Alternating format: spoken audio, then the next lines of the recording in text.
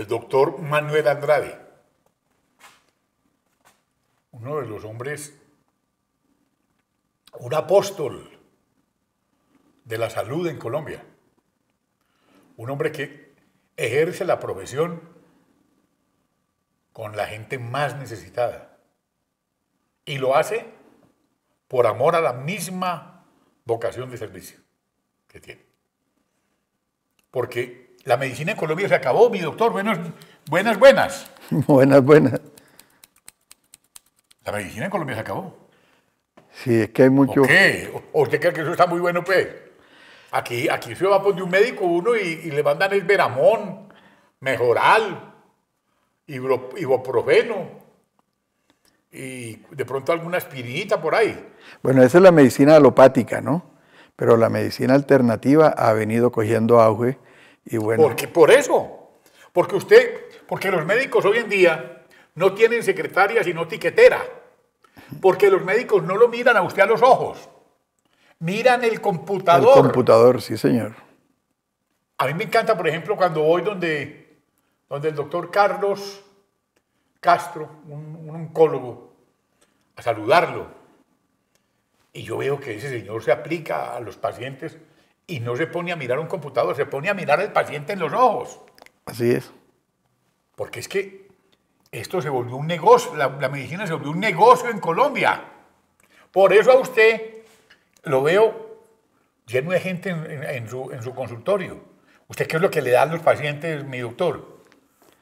Bueno, dígame la verdad. Primero, pues hacer un diagnóstico claro y preciso del tratamiento y luego le hacemos el manejo alternativo, que creo que es lo que debiéramos hacer medicina preventiva y no hacer tratamientos agresivos, tanto alopático como quirúrgico. Por ejemplo, el uso excesivo de medicamentos para una enfermedad o la agresividad que conlleva una cirugía. Entonces es importante tener en cuenta que cuando hay que hacer un procedimiento quirúrgico, hay que hacerlo porque hay que hacerlo. Pero no llegar al paciente y llenarlo de medicamentos y si no responde, le aumentamos la dosis claro, o trabajarlo para los laboratorios. Para los laboratorios, así es. Para que los manden a pasear después, para que hablemos claro, para que les hagan unas grandes bacanales en los grandes hoteles del mundo. Porque ni siquiera aquí en Colombia se los llevan para Europa y todo. ¿Por cuenta de quién? Por cuenta de nosotros. Porque la medicina se volvió un negocio, me da mucho pesar. Aquí hay médicos buenos y gente buena. Aquí estuve con un experto en rodillas, que es el doctor Carlos Uribe Vélez, que ese es otro hombre excelente. Y también se aplica exclusivamente a tratar bien la gente. Porque de eso le trata. Es que hay médicos que lo ven a uno y dicen, no, ya hay que operarlo ya. Y la otra cosa, el tiempo en el hacer el diagnóstico del paciente. Desafortunadamente hoy en día tenemos que atender 4 pacientes en 1 hora. ¿Usted? No, nosotros no. O sea, nosotros le dedicamos un tiempo prudencial al paciente, por lo menos 1 hora. Claro. Si solo en el interrogatorio de la sintomatología y de los signos que presenta el paciente, cada vez que nosotros encontramos un signo y un síntoma, vamos investigando más de ese síntoma para poder hacer un diagnóstico y poder orientar el tratamiento alternativo. El tratamiento alternativo también tiene mucho que ver con el ojo clínico, ¿cierto? Así es. Cuéntele aquí a la amable teleaudiencia, ¿qué es ojo clínico? Desde el mismo momento en que el paciente entra al consultorio, ya el médico debe estar analizándole sus facciones, su caminar, su andar, su expresión corporal y mismo la expresión oral. Entonces, todo eso nos ayuda a nosotros a hacer un inicio de diagnóstico. ¿Usted cree que un médico, mirando un computador, tomándole unos datos sin mirarlo, puede hacer algún diagnóstico bueno? No está haciendo el análisis del paciente de entrada. Porque apenas entra el paciente al consultorio, ya el médico debe estar analizándolo. Claro. O sea, la primera impresión que uno se lleva como médico es la fascia del paciente y la expresión corporal, porque es que la expresión, por ejemplo, cómo entra la mirada de él, la cara, las facciones, eso nos da a nosotros claro. Incluso la misma coloración de la piel nos dice a nosotros que este paciente nos pueda orientar a una determinada enfermedad. Cuando yo fui donde usted una vez, que me acuerdo que me tuve que volar de la emisora, y usted tuvo que irse a comprar un remedio rápido porque como que me le estaba quedando, ¿cierto? Sí. A veces uno... Con solo verme. Hay veces que uno, o sea, hay una intuición en el médico que es una de las cosas quizás más bonitas de la medicina, porque a veces con eso solo mismo hace un diagnóstico del paciente. Entonces, yo siempre he dicho, la medicina es una sola. De qué se valga uno como médico para mejorar el paciente, ahí está el éxito. Entonces, con el advenimiento de las terapias alternativas, pues le hemos dado una solución a aquellos pacientes crónicos que están cansados de los manejos alopáticos, que si tiene un problema de hipertensión le dan un medicamento, pero si no mejoró con eso le aumentan la dosis o le aumentan otro medicamento. Entonces, cuando venimos a ver el paciente que tiene una droguería en la casa y no le hemos solucionado el problema al paciente. Y termina el tipo enfermo, ¿cómo es que se llaman los tipos que se enferman de cualquier cosa? Termina más intoxicado. ¿Cómo es? Que es una cosa, una paranoia terrible, porque cualquier vaina, pum, del médico, no, pum, para la farmacia. Sí, hay pacientes que presentan con cualquier síntoma, ya lo primero que van a hacer, vamos a la farmacia a ver qué me dan. Y a veces los mismos farmacéuticos saben más que los mismos médicos y le formulan... Con el vademecum ahí en la mano. Con el vademecum ahí en la mano. Es que la vaina, por eso yo vivo aterrado. Cuando yo llegué como asustado donde usted, me acuerdo, y había una cola de gente, y yo decía, este hombre tiene que tener muy buen ojo clínico para que tenga tanta gente pidiéndole cita, porque a usted le piden cita. ¿Cómo hacen para hablar con usted, por ejemplo? Tanta gente. Bueno, yo creo que es la dedicación de uno y obviamente pues el carisma del médico, la experiencia que ya uno tiene en el manejo médico, sobre todo en aquel paciente crónico que ya está cansado y agotado de la medicina alopática. ¿Cansado de tomar qué, por ejemplo? Los medicamentos, por ejemplo, en el paciente hipertenso, en el paciente con problemas de hipotiroidismo, en el mismo paciente artrítico que le estamos dando 3 y 4 y 5 medicamentos al tiempo y cada uno de esos medicamentos va a producir una agresión directa a los diferentes órganos y por lo tanto a los diferentes sistemas y el organismo se va resintiendo cada vez más.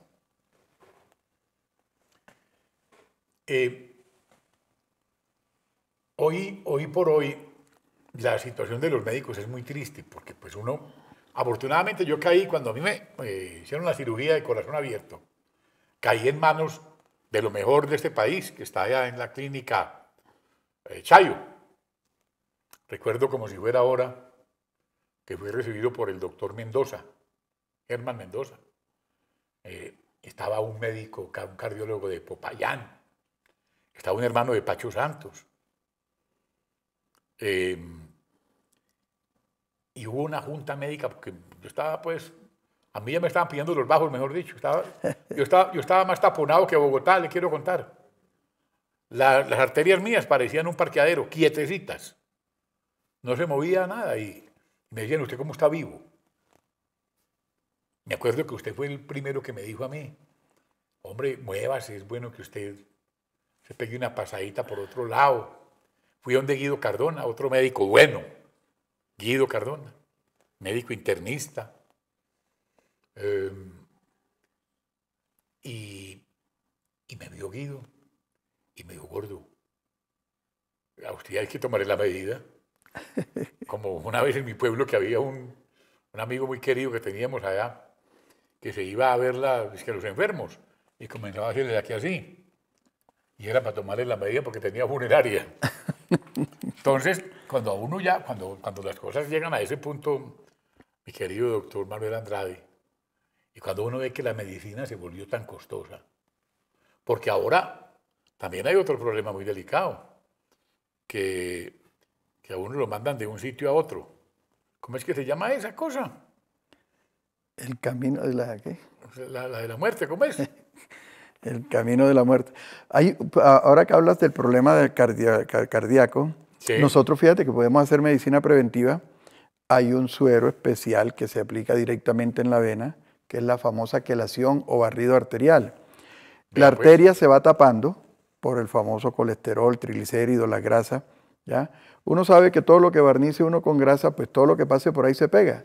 Entonces, en la luz de las arterias se llena de grasa y todo lo que pasa por ahí se va dosando ahí. Y con la presencia del calcio se endurece las arterias. Uy, Dios. Y se forma, digamos que un nudito, que son los famosos ateromas, que es la obstrucción de las arterias. Entonces el paciente termina en un infarto, se tapona la vena y lo podemos evitar haciendo la terapia de quelación, que consiste en la aplicación de un suero directamente en la vena. Progresivamente vamos limpiando esas arterias. Y podemos incluso evitar la cirugía de corazón abierto. Eso lo hacemos en el consultorio. Oiga, pues. Ahora sí entiendo por qué va tanta gente allá. Sí, tratamos de hacer y de dar un poco de lo mejor de sí. ¿De qué universidad es usted, doctor? De la Libre de Barranquilla. De la Libre de Barranquilla. La medicina es una profesión muy bella, porque son unos apóstoles de la vida, que se entregan del todo y que son esclavos permanentes de sus pacientes. Al servicio de la salud permanentemente. Yo creo que es una vocación y es un modo de vida. Para nosotros no hay paciente que no podamos atender, no hay color, no hay distingo de raza, no hay distingo político. Tenemos que estar siempre prestos a atender a cualquier tipo de persona. ¿Sabe cómo se llamaba lo que yo le dije ahora? El paseo de la muerte. El paseo de la muerte, sí. Que es terrible. Terrible. Que usted llega y si usted no tiene pues esa cosa que le exigen ahora, no, váyase para tal y tal parte. No, aquí no. Y se mueren en la puerta del hospital. Y la otra cosa que estamos viendo, desafortunadamente, también por el problema de la especialización y de las subespecializaciones. Sí. Uno como médico general debe atender a todos los pacientes porque para eso es la carrera. Sí. Hay una especialización del médico general que es la medicina interna. Entonces el internista, digamos que es el médico general especializado. Pero ahora está el gastroenterólogo, está el endocrinólogo, está el especialista en mano, pero hay especialista en mano derecha, hay especialista en mano izquierda. ¿Cómo? Y entonces cuando usted va a una consulta, ¿ya? Y bien, va por consulta al cardiólogo, por decir algo, pero tiene un problema gástrico y le dice al cardiólogo, y el cardiólogo le dice, no, vayan del gastroenterólogo, o viceversa. Y entonces, oiga, nosotros primero somos médicos general. Entonces, como tal, tenemos conocimiento de todas las enfermedades y estamos en capacidad para hacer un diagnóstico y manejar a un paciente en una consulta. El médico, yo le decía ahora, el otro era Caicedo Ayerbe. Ese es otro gran médico, a quien yo también le debo mucho porque me tranquilizó. Porque obviamente uno maneja mucha ansiedad. Claro. Cuando uno es paciente cardíaco. Después de que a uno le hacen la cremallera, porque la cremallera no es cualquier cosa. Sí, es una cirugía amplia. Y el doctor Caicedo Ayerbe, con solo verme, me dijo, tranquilo, mijo, no hay problema. Un doctor Estrada, me encontré con él una vez, y yo pues tenía como unos puntos, y yo estaba preocupado. Y ¿será que me infectaron? Mijo, eso no es nada. Tranquilo. Eso se limpia aquí y listo. Y no se ponga a echarse a bobadas que se enreda. Porque hay los médicos que saben. Y cada médico y cada situación se maneja con los médicos que saben. Pero cuando uno llega y se encuentra con el caso suyo, por eso yo estaba en deuda de gratitud con usted. Porque cuando usted a mí me vio, que yo me acuerdo que yo ya me sentía con el pasaje abierto como para viajar, ¿no? Para viajar de una vez. Yo vi que usted no me dijo nada, pero usted dijo, ya vengo. Y creo que se ve para alguna parte, trajo una vaina, me inyectó una vaina intravenosa y sentí un alivio. Y sabe, la responsabilidad mía. Yo tenía que ir a una ciudad y me monté a un avión. Me acuerdo que Luis Fidel Moreno Rumí, me vio por la tarde en Cali, un médico, un abogado amigo mío. Y me dijo, hombre, mira, alguna cosa. Yo estaba en el hotel, un hotel que queda ahí al frente del Club Colombia en Cali. Y les digo abajo, si hay alguna cosa, me llaman. ¿Por qué? Porque mi hermano, que es médico en Cali, no estaba.